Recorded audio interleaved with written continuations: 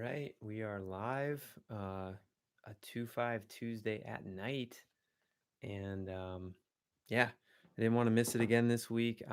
Been a busy couple weeks, so thank you for continuing to check in and for coming to these live sessions. I hope you're getting something out of it. I wrote a new line yesterday that I really like that I'm going to share with you today, and like usual, I will play it a few times so that you can hear it and hopefully transcribe it, and then I will break it down a little bit and kind of go over what I was thinking and what I'm kind of I guess yeah what I'm thinking with the line and what I'm hearing more importantly. So yeah, so I'll go ahead and play the line and then we'll discuss after, or I will discuss after. Since unless you want to do something on the chat, you can let me know if you have any thoughts about the line. So I'm gonna go ahead and play. Yeah, late night sesh. Well, it's only 8:30 here on the West Coast, but I figured I still got in. I still got like 30 minutes left on the East Coast time. Uh, to get this 2-5 Tuesday session in. So I might be at night the next couple weeks since I'm on daddy daycare. So here we go. Here's the line. One, two, three, four.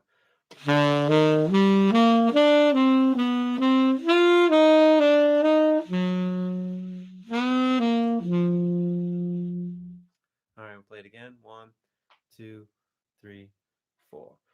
A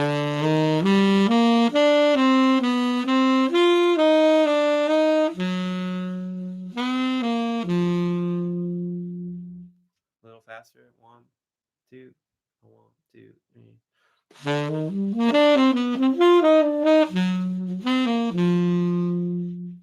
two, three.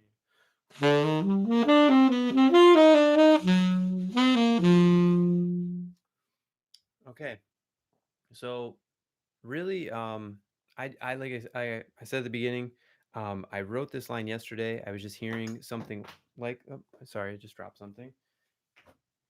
Yeah, yeah, this is live.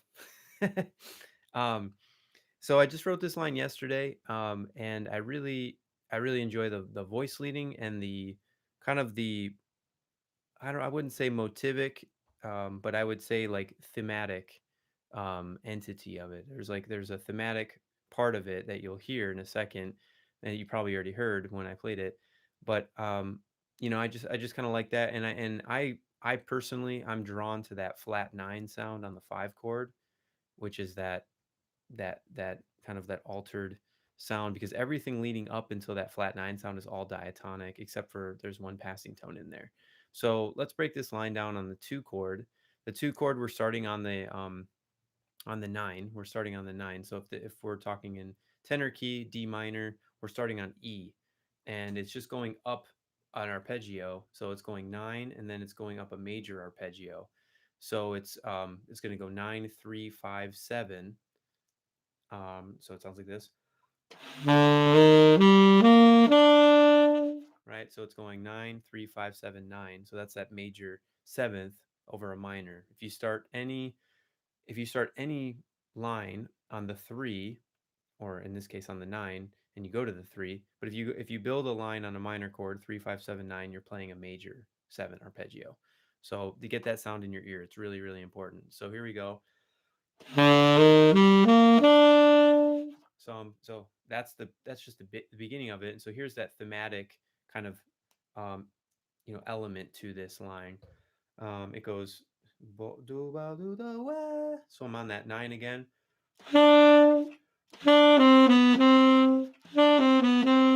that's that first part of it, and then right on the five chord. Now we're going right into the five chord. I'm gonna repeat that theme just up a minor third. And right there, I'm hitting.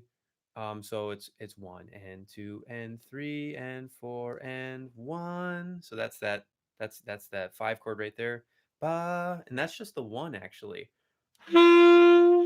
And it's cool because I'm just going one flat seven to the six, or the 13, the natural 13, which is actually a really pretty note over the dominant chord. And um, you know, I don't use it enough. I know, but I'm using it as a passing tone here.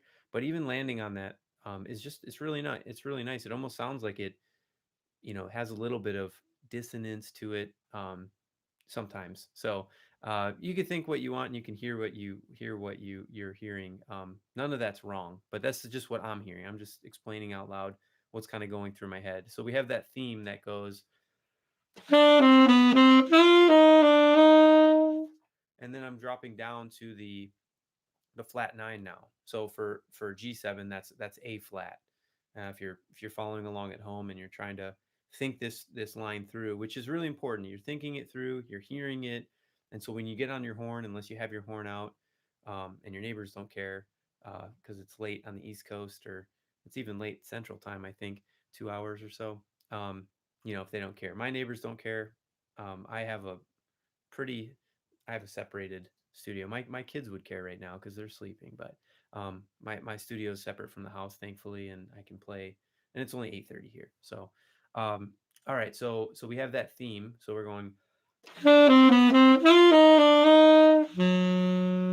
There's that flat nine, and I'm just holding that a little bit, and then I'm just on the and of four. I'm coming back in, and you can make that longer or whatever. I'm playing this a little bit longer than I would, but if you play this as like a bebop line, it would probably just end. If I'm starting on the five chord, it'd probably just end, something like that, as far as like a bebop language. But um and that is just I'm just going from the five to the one. So I'm going five of five, so the D, which is the five of G7, and I'm resolving that to one, so five to one, and then I'm dropping down to the five of the one chord, and then you can go from there. You can go wherever or whatever you want to do.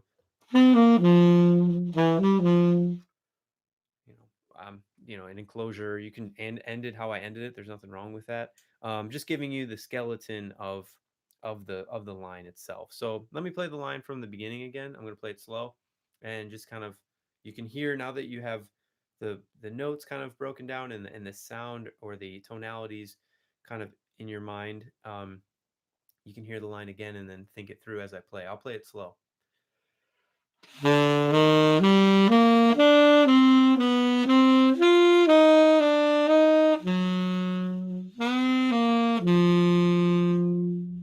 right. And a little faster. One, two, three.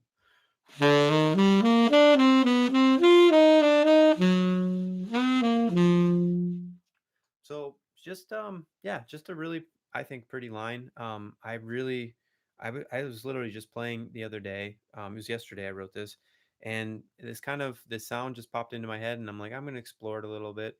And I have written things similar to this, but not the same, or written something along the same lines, but I started it different. So there's a line, I think this line's in the 2-5 Tuesday book, but it kind of goes like this.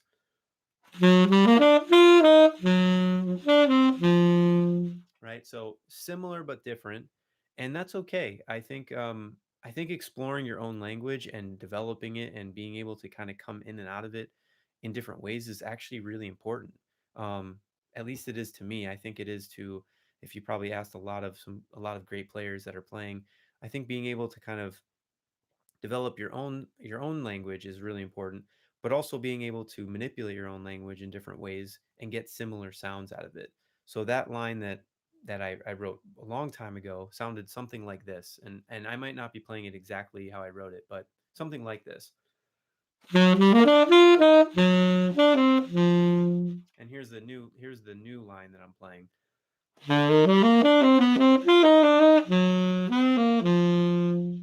So there's some definite differences in there, but the kind of the note that's being highlighted there is the flat nine. So I'm getting to the flat nine in a couple different ways, and I think that's really important as far as for us as musicians developing bebop language, or any type of language. It could be rock or blues, or soul, or whatever. It's neo soul, all that stuff, country, whatever you're doing, however you're kind of expressing yourself. I think it's important for us to be able to get to those. endpoints or those different things in different ways, and express ourselves, however that we choose. We have that flexibility.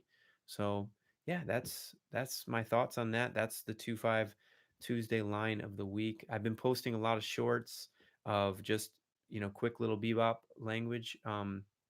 So if you ever need like a fix, or you need some motivation, or hopefully maybe some inspiration, check out those shorts. I think I got like 13 or 14 of them up already, so you can check any of them out. They'll take you, they actually have written music on there, and I think it'll only take about 15 seconds of your time. And if you screenshot it or just watch it a couple of times, I'm sure you'll get the lick pretty quickly. So they're pretty, they're just some lines I wrote, and they're all in the 25 Tuesday book. And that book is available for you for free. It's a donation based book, so if you want to donate, awesome. If you don't, that's awesome too. um, and this will be the last 2-5 Tuesday before Christmas. Christmas is, you know, coming up this week. So I hope you all have a Merry Christmas if you celebrate that. If you don't, I hope you have a happy holidays on whatever holiday you're celebrating, and be safe and enjoy your family, friends, and all that good stuff, and all the goodies that come with it. So, um, you guys, if you're still watching, thank you for everything. Thank you for the support, and I will definitely see you next week. And probably thank you again, because this has been a really cool year, and I couldn't have done it without you guys, and it means a lot to me. So, even though you know you guys come in and out, and hopefully I'm helping you a little bit, but just know that I appreciate every single one of you. And Tracy, thank you, sir. Merry Christmas to you and your family. And for everyone else out there, be safe, be merry, and until next time, stay positive, stay progressing. Later.